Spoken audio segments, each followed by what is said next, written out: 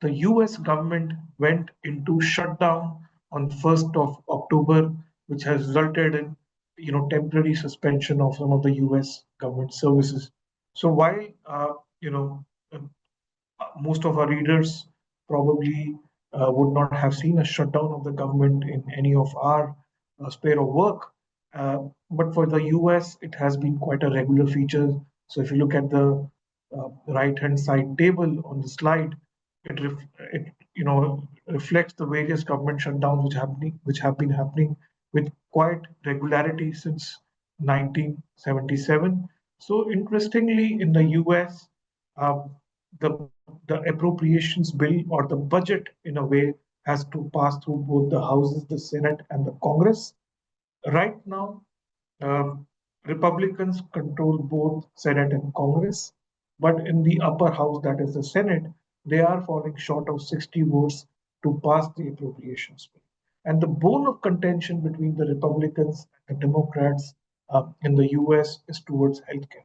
So like I said, they have to pass the budget or the appropriations bill in the US, and the appropriation bill talks about cutting healthcare subsidies.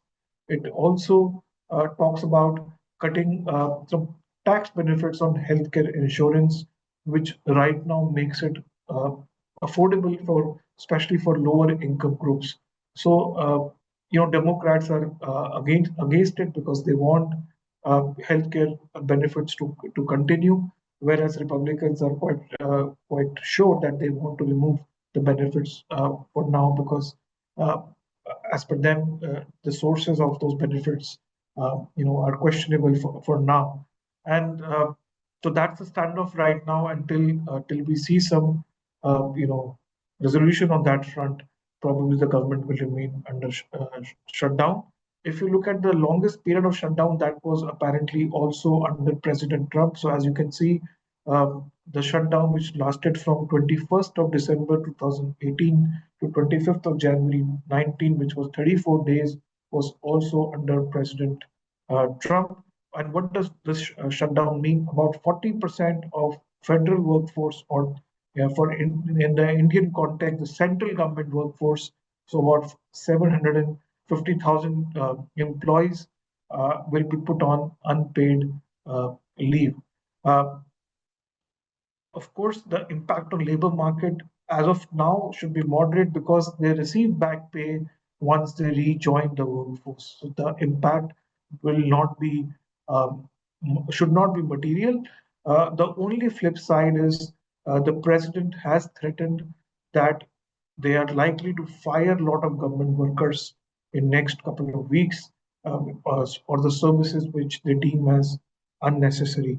So if those firing of workers become more permanent, probably there will be some impact on the labor market on more structural basis.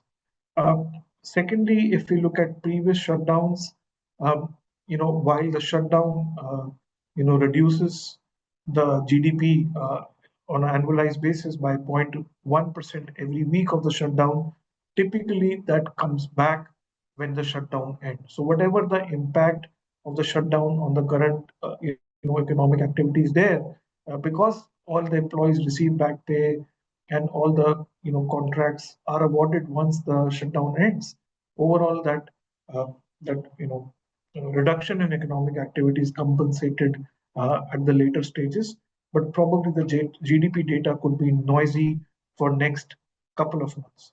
The only problem which the Federal Reserve might face in the 28th October meeting, if the shutdown is not resolved by then, probably US will not be able to release their NFP data, uh, because of which then it may be difficult for the Fed to base their decision on the strength of the labor market, failing which they will be looking at the private data much more closely. So this is what we believe, that probably Fed will have to rely more on private economic data in case the economic forecasts are not published on time, in case the shutdown continues for a longer period of time.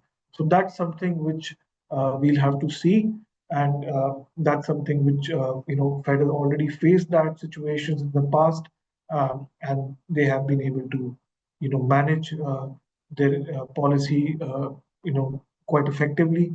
So we don't think for now it will be a problem. But yeah, these issues will continue to be a source of the volatility in the upcoming days as well.